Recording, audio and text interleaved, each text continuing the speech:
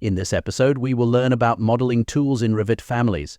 Start by navigating to Autodesk Revit and opening a sample family table. Double-click to open it. You'll see that the reference level in the floor plans folder has already been opened. Pull it to the side. We'll ignore it for now.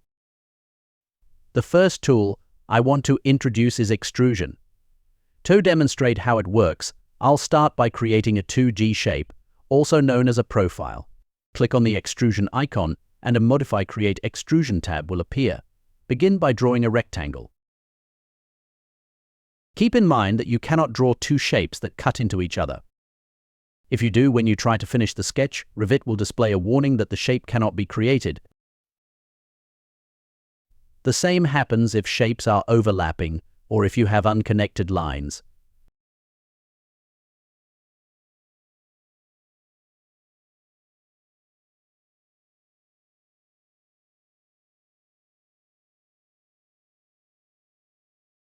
Delete any incorrect shapes, create a proper one, and click Finish.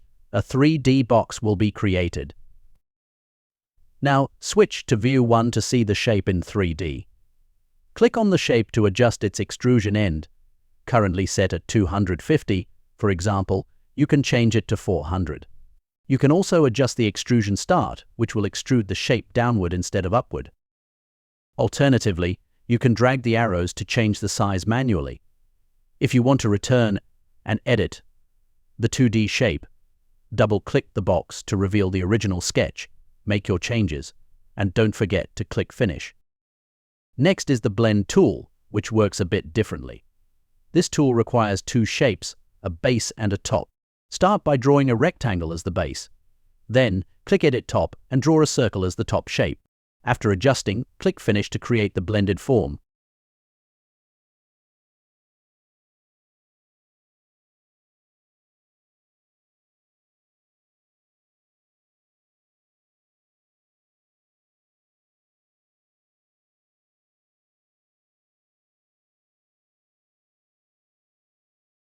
The third tool is Revolve. Start by creating an axis line, then draw a boundary shape. You can design the boundary however you'd like to explore how the tool works. Keep in mind that the shape must either be entirely apart from or touching the axis line. If it crosses the axis, Revit will display an error.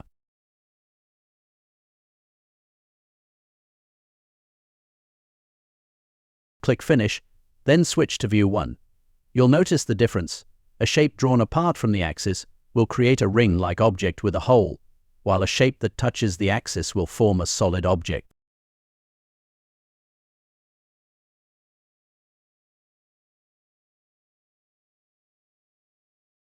Moving on to the Sweep tool, this involves two parts, a sketch path and a profile that follows the path. Click Sketch Path. Here I'll choose SP Line to create a curve line.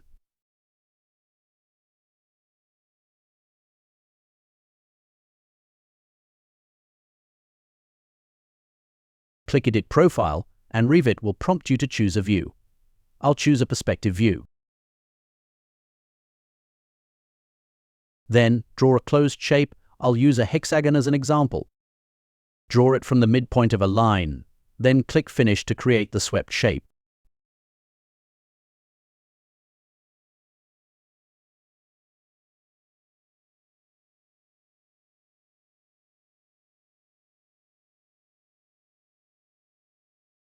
A common error occurs when the sketch path is too curved or sharp, causing the profile to cut into itself.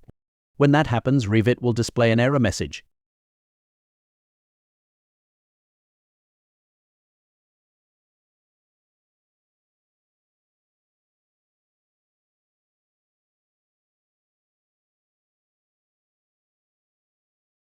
The next tool is Swept Blend, a combination of the Extrusion and Sweep tools. You can explore this tool further by watching the short instructional video Revit provides within the interface.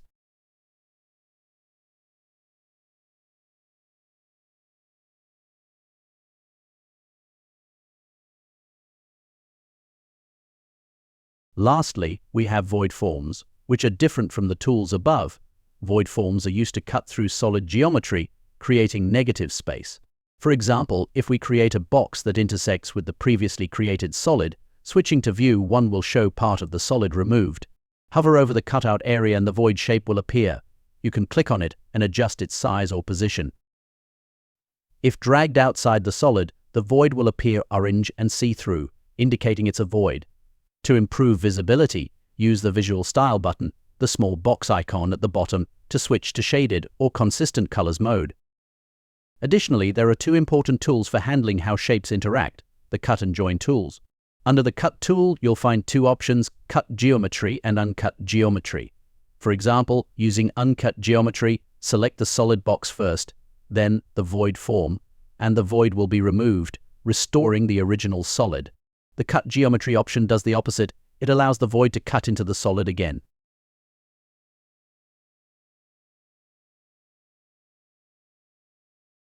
Similarly, the Join tool lets you combine two solid shapes. Even if two shapes intersect, the join line may not appear until you use this tool. To fix that, click on Join, then select Shape A, followed by Shape B. A visible join line will appear, indicating that the two shapes have been successfully joined.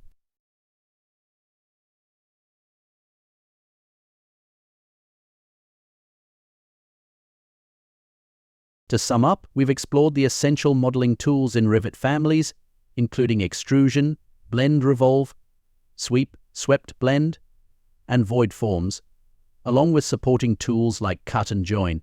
Each tool plays a specific role in shaping and modifying geometry, giving you flexibility and control when creating custom family components. By understanding how and when to use these tools, you'll be better equipped to build accurate, detailed, and efficient Revit models.